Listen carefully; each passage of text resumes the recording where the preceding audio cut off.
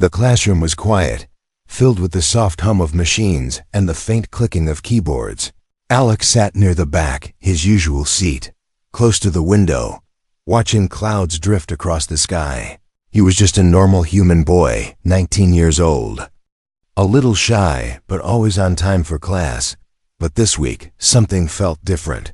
Someone was watching him, not in a normal way, but with a kind of focused stare that made the back of his neck feel warm.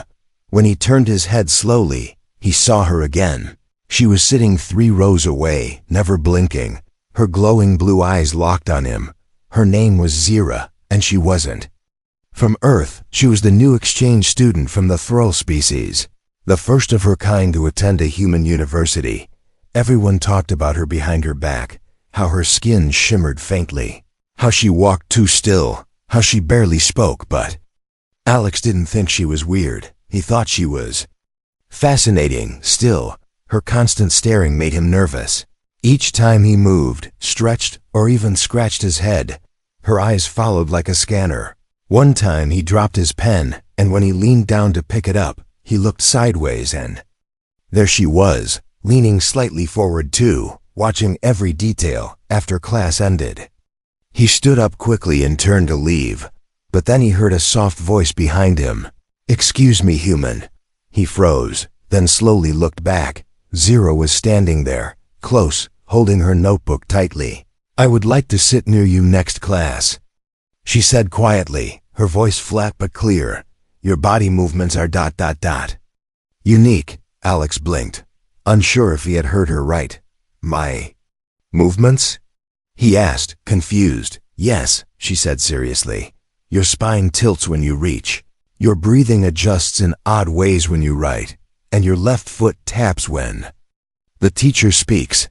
Alex opened his mouth, then closed it again. No one had ever said something like that to him before. Zira waited patiently, as if expecting a scientific reply. Sure," he said finally. "You can sit next to me." The next day, she did. She placed her notebook on the table, opened it, and started writing the moment Alex walked in. He tried not to look, but he noticed that her page had diagrams. Small sketches of limbs, arrows pointing at muscle lines, notes like elbow bends 87 and neck twitches when nervous. It was like being in class with a biologist who treated him like a rare animal. "Do you always do this?" he asked. Quietly during the break, Zira nodded. "It is my field of study, and that field is comparative physical and emotional development of Terran species," she replied, like it was completely normal. Alex wasn't sure whether to laugh or run. Still, there was something oddly honest about her. She didn't seem to realize how strange she sounded when the teacher gave them a group project. He wasn't surprised when Zira asked to partner with him. "I need close contact for better results," she said calmly. "Only observation is not enough." Later, when they walked down the hallway together, other students stared and whispered. Alex felt embarrassed, but Zira didn't seem to notice, or maybe she didn't care. They sat together in the library where she asked him strange questions like, "How often do you clean your skin? And why does your face heat up when I lean close?" Alex almost choked on his water when she asked that. "You're really direct," he said, trying to smile. "I do not understand indirect," she replied seriously. "It wastes time." She paused, then tilted her head, watching him again. "Would you allow me to observe you after class?" she asked suddenly. "Observe?" "At your home," she added. "For science." Alex felt his heart beat a little faster, not because he was scared, but because this alien girl, this odd, beautiful, curious creature was looking at him like he was the most interesting thing in the universe, and for some reason, he didn't want to say no.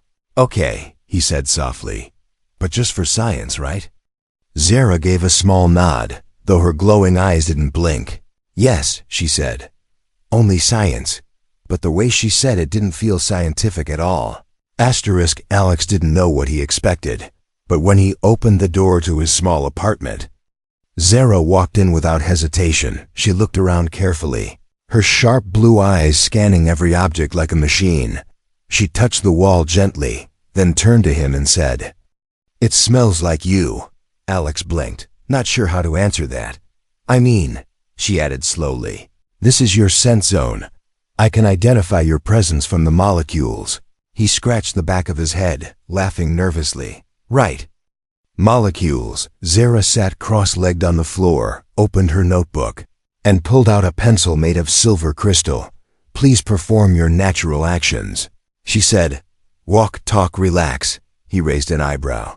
"You want me to act normal while you stare at me and write about my movements?" "Yes," she replied without emotion. "Exactly." So he walked around, opened the fridge, took out a bottle of water, and sat down on the couch, pretending none of it was weird. But he could feel her eyes on him the whole time. She didn't blink, not once. Her pencil moved quickly, scribbling strange symbols and simple sketches, all of them showing him. Alex leaned over, curious. "Can I see?" Zara paused, then nodded, handing over the notebook. His heart skipped a beat when he saw the pages. It wasn't just science.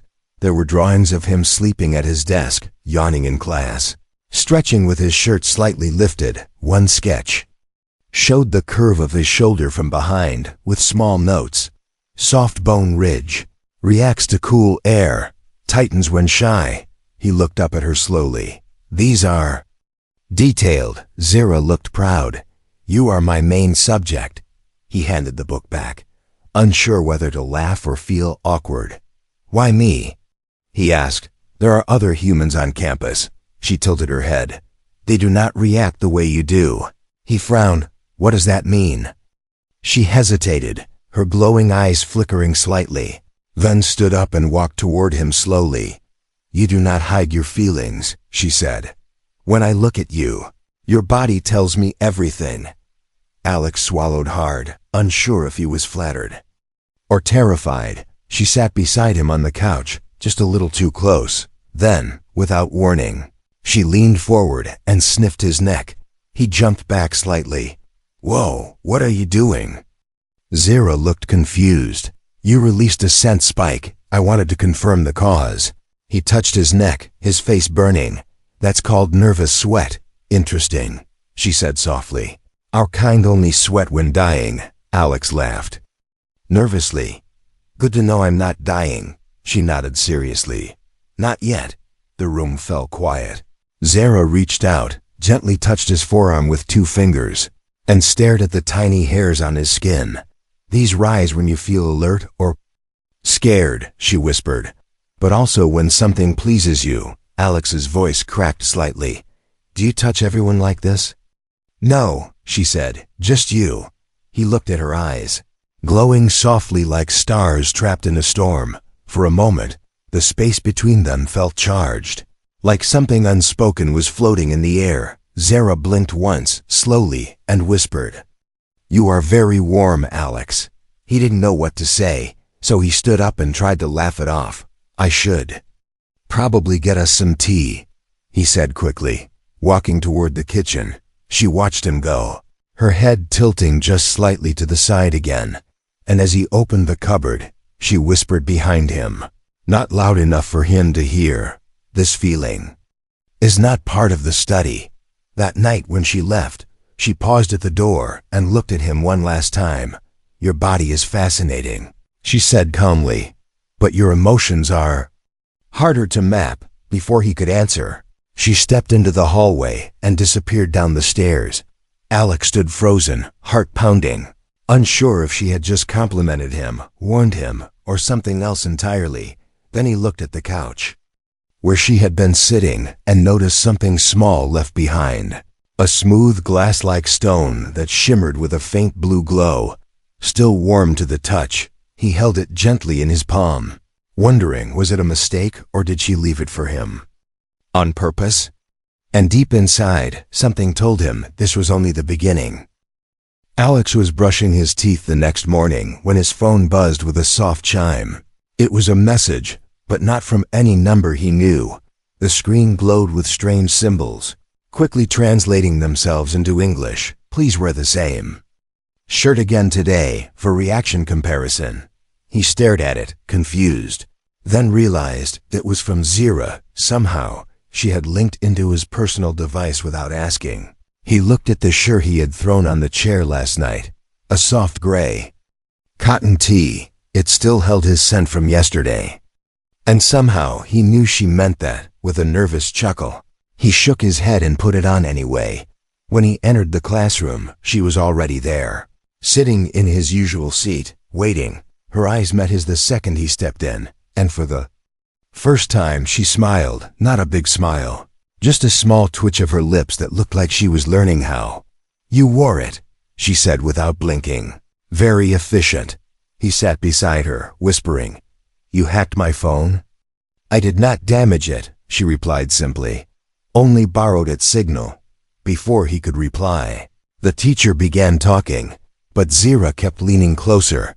She kept sniffing gently, not loud or obvious, but just enough that Alex could feel her breath on his neck. He tried to focus on the lesson, but his pulse was jumping. He could feel the heat on his skin wherever her gaze landed. When class ended, she turned to him and said, "Follow me."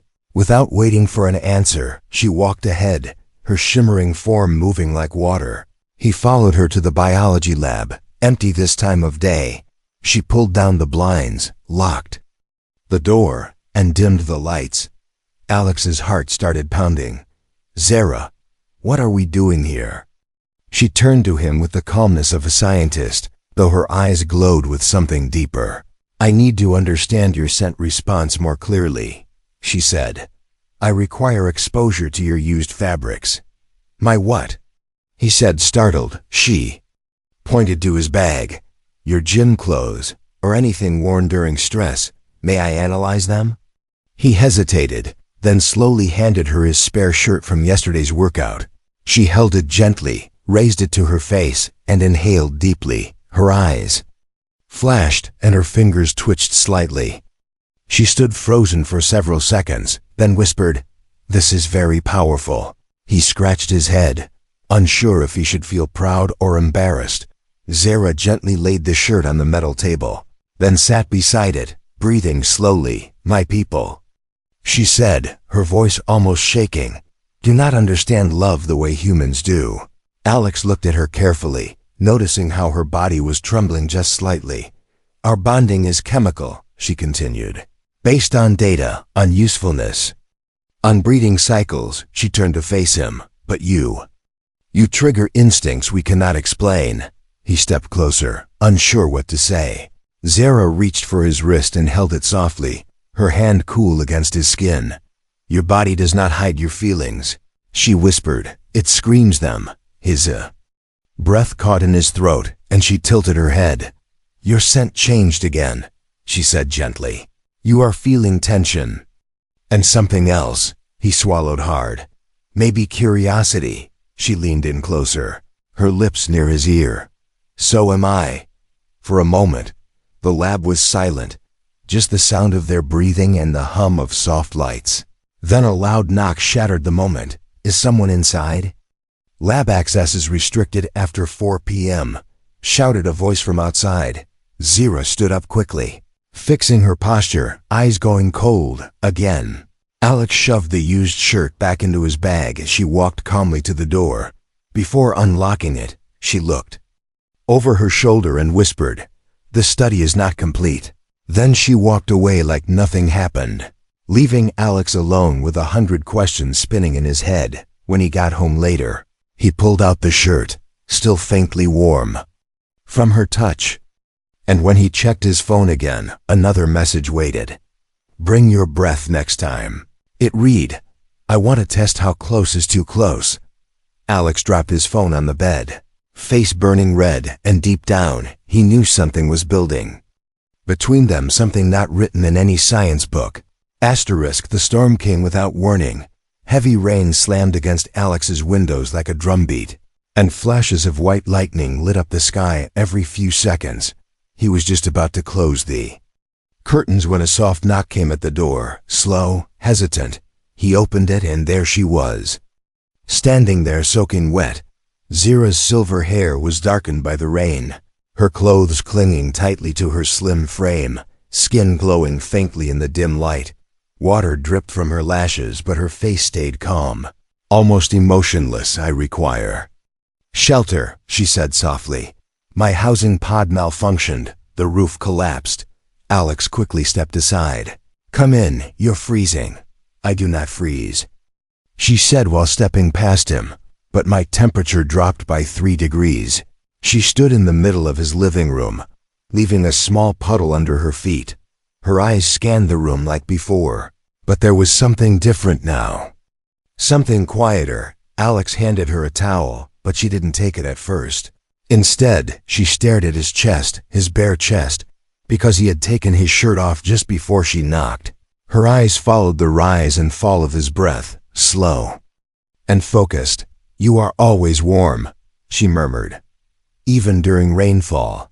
He cleared his throat and stepped back, trying not to feel exposed. Do you want dry clothes? I have an extra hoodie, he offered, walking to his closet. Yes, she said, following him close behind. I want to wear something that carries your heat. Alex paused for a second before handing her the soft gray hoodie he wore the day before. She took it carefully, almost reverently, and held it to her face again, breathing in deep. Then, without another word, she began removing her soaked jacket. Alex turned around quickly, his ears turning red. I'm changing, she said. From behind, but not for social reasons. I must avoid skin chill. When he turned back, she was wearing his hoodie, which was far too big on her. The sleeves hung past her hands, and the hem nearly reached her knees, but somehow, she looked more human in that moment than ever before. I will sleep here tonight, she said calmly, sitting on the edge of his bed. I have informed my advisor that I found emergency lodging. You can take the bed. Alex said quickly, I'll sleep on the couch. Zara looked up confused. Why? This bed fits 2 bodies. His heart skipped. Because that's not what we do unless. Never mind. She tilted her head. You fear touch, yet desire it. He sat on the couch, trying to clear his mind. She didn't say anything more, but he could feel her presence in the room like a low, warm light. After some time, he heard movement, soft steps. When he opened his eyes, Zara was standing beside the couch, barefoot, her expression unreadable. I cannot sleep, she said. Your scent is stronger out here. Alex sat up slowly, unsure what she meant. She knelt beside him, her face close, eyes glowing a little brighter than usual. I want to understand what you feel when I'm this near, she whispered. Please do not move. Her face hovered just inches from his, and he could feel the strange softness of her breath. She studied his pupils, his pulse, even the way his hands twitched. Then she gently pressed her forehead to his, closing her eyes. A wave of warmth passed between them, quiet and still. This is pleasant, she whispered. Like starlight in water. Alex didn't know what to do. So he stayed still, breathing, feeling, not speaking. Zara pulled back slowly, blinking once, and said, Your emotions are loud, but not dangerous. She stood up and returned to the bed, curling up beneath his blanket without another word. Alex sat on the couch, wide awake, heart thudding like thunder outside. She hadn't touched him like a lover, but she hadn't touched him like a scientist either. And somewhere between those 2 worlds, something new was forming, just before dawn. She whispered from the other room, Thank you, Alex, for not fearing me. He smiled quietly in the dark, knowing nothing between them would ever be the same again. The morning light was soft when Alex opened his eyes. He had fallen asleep on the couch, blanket barely covering him. But his first instinct was to check on her. He quietly stood and peeked into the bedroom. Zara was still there, curled up in his bed, her face buried in the hoodie she had worn all night. Her eyes were closed, but her lips moved slightly, as if whispering in a dream. He stepped away to let her rest, but just as he turned, he heard her voice behind him. Alex, she said gently, your heartbeat increases when I'm near. He froze in place, looking back at her. Surprised she was awake, she sat up, her silver hair messy, but her glowing eyes steady and alert. I studied the sounds all night, she continued. Every shift in breath, every rhythm change. He gave her a small smile, trying to joke. So I'm still part of the research? She didn't smile back, not this time. I don't know anymore, she said quietly. It started with research. But I don't know what this is now. He sat on the edge of the bed, a little distance between them. She looked down at her hands, twisting her fingers slowly. On Thrail, she said. We don't feel desire this way, not with confusion, not with fear, not with this heat. Alex nodded. Yeah, humans are messy, but beautiful, she whispered, and impossible to predict. There was a silence between them. Not uncomfortable, just full, like something unsaid was pressing. At the edges, finally, Zira raised her eyes. May I ask something bold? Alex took a breath. You've been asking bold things since the first day. She leaned forward, closer than before, her voice lower. What do humans want when they love someone? Alex's mouth went dry. That's a big question. I need to understand, she said. Because when I look at you, my skin changes temperature. My body reacts and my thoughts slow down. She reached out and placed her hand over his chest, just above his heart. This sound, she whispered. It becomes louder when I do this. His breath caught, but he didn't move her hand. Zira stared at his face like she was memorizing it. I tried to stop watching you, she said. I tried to observe others, but it didn't feel the same. Alex touched her wrist gently. Zira, what you're feeling might not be science anymore. She tilted her head. Then what is it? He gave her a small smile. It's just being human. She blinked slowly, then said something almost too quiet to hear. I think I want to be near you, not just study you. She suddenly stood up and walked toward the window, eyes far away. But I'm not allowed, she added. My kind forbid emotional connections with study subjects. Alex stood too, stepping closer. Then stop making me your subject. She turned sharply, her eyes flashing. If I do, I won't be a student anymore. I will be something else. Then be it, he said softly. Whatever that is. Zara's breath hitched. And for a long moment, she just stared at him. Then her hands reached for his again. Trembling, I want to understand, she whispered. Not just your body, but your feeling, your way of caring. Alex squeezed her hands gently. That's the real study, Zira. But before anything more could happen, her wristband lit up with a sharp red glow. A message blinked on it in alien symbols, and her face went pale. She looked at him, her voice suddenly tight. They know, the council knows. What do you mean? He asked, heart sinking. I've been monitored, she whispered. And they've detected emotional elevation. They'll remove me from Earth. Alex stepped forward. Wait, they can't just. I broke the rule, she said, voice shaking. I didn't just observe. I felt. He grabbed her shoulders, steadying her. Then we fight it. Together. But Zira's eyes filled with something he hadn't seen before. Fear. I don't want to go, she whispered. Not now. Not when I'm starting to feel human too. Asterisk. The sound was soft, but heavy, like thunder hidden beneath the floor. Zara's bracelet glowed again, only this time it didn't blink, it pulsed. Steady and sharp, like a countdown. Alex and Zara stood frozen in the middle of the room, the air suddenly heavy. Then a soft vibration spread through the walls, followed by a strange low hum. Zira turned slowly, her eyes wide with disbelief. They're here, she whispered. The recall team. Alex stepped forward. We can talk to them, right?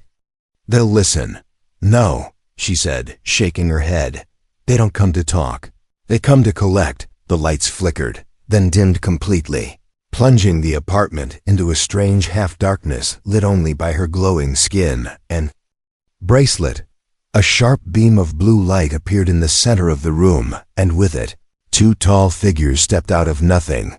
They weren't human, not even close, tall, thin, silver-skinned with narrow glowing eyes, no mouths, and a stillness that felt ancient. One of them raised its long hand toward Zira, a small disc floating from its palm like a silent command. Zara lowered her head slowly, her voice hollow. Protocol 6A.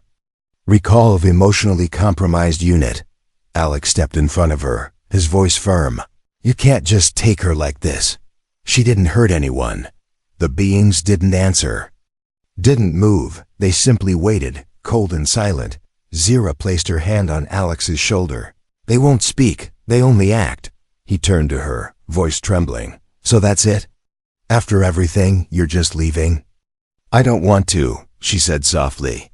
But they'll remove me by force if I resist. Her eyes glowed brighter, and actual tears formed at the corners. I felt things with you I didn't know were possible, she said. But now I'm being pulled away before I can understand them. Alex grabbed her hand tightly. Then run, let's run. I'll hide you, I'll protect you. Zara shook her head. You can't fight them. They are beyond your strength. But they don't have your heart, he said. And they don't get to decide what you feel. One of the figures floated closer, the disc growing brighter. Zara let go of his hand and stepped forward, tears glowing as they ran down her cheeks. I'm sorry, she whispered. Please. Don't forget me. The light consumed her body gently, no pain. No sound, just a soft shimmer. In less than a second, she was gone. Alex stood alone in the silence, the beam of light fading, the recall agents vanishing as if they were never there. His apartment felt colder, emptier, like her presence had taken the warmth with it. He stood there for a long time, staring at the space she disappeared from. Then he noticed something, a small folded paper under the table. Left behind, he picked it up with trembling fingers, unfolding it slowly. It was written in her strange alien writing.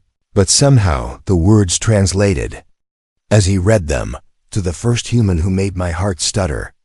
It began, you were not part of my assignment, you were my accident, my discovery, my signal that there is more to life than instruction and logic. If I never return, know this, I did not observe you like a subject. I saw you like a star, something I could orbit forever. Alex pressed the paper to his chest, his eyes burning, and in that quiet room, filled with the memory of her voice, he made a choice. He wasn't going to forget her. He was going to find her, wherever. The stars had taken her, because whatever she had become to him, scientist, alien, friend, something more, it wasn't over, not yet. The classroom hadn't changed, same chairs, same glowing board, same smell of paper and metal and cheap cafeteria food. But for Alex, everything felt different. 3 months had passed since the recall team took her. 3 long months without glowing eyes, without awkward questions, without the quiet way she used to sit too close. No one talked about her anymore. To them, she was a weird alien student who stayed for a few weeks and then disappeared. But to Alex, she had become something more. Something that still echoed in his chest. He kept her note inside his notebook, tucked between pages of unfinished drawings and forgotten assignments. He read it often, sometimes late at night when he missed her the most. And though the world around him kept moving, part of him stood still. Then one ordinary morning, the lights flickered just as the professor began the lesson. Students looked up, confused, as the power glitched, and then the door opened. Alex wasn't ready. He didn't even turn his head right away, just stared at his desk, thinking it was someone late again. But then, the room went completely silent. Not quiet silent, like sound itself had been paused. He turned slowly. She was standing in the doorway. Zara, but not exactly the same. Her posture was stronger, her eyes even brighter, and her silver hair now had streaks of soft gold through it. She wore Earth-style clothes, a jacket too big for her, and simple jeans that made her look more human than before. And when her eyes met his, she smiled. A real smile this time, soft and knowing. Alex stood from his chair, unable to breathe. Zara walked past the confused students, her steps steady, her gaze never leaving him. She stopped right in front of him, tilted her head like old times, and whispered, "May I sit beside you again?" He nodded, words trapped in his throat. She sat down, opened a small notebook, not scientific, just lined paper, and placed it between them. On the first page, in bold handwriting, it said, This is not a study. This is a beginning, Alex. Finally found his voice. How did you come back? Zara looked ahead at the board, calm, almost playful. I requested declassification, he blinked. Is that allowed? No, she said. But I convinced them. He leaned closer, whispering. How? She turned to him, face serious now. I told them the truth. That I no longer wish to observe humans, she said. I wish to live with one. Alex's heart thudded in his chest. Louder than anything in the room, she placed her hand gently over his again. I've chosen emotion over protocol. Her voice trembled just slightly.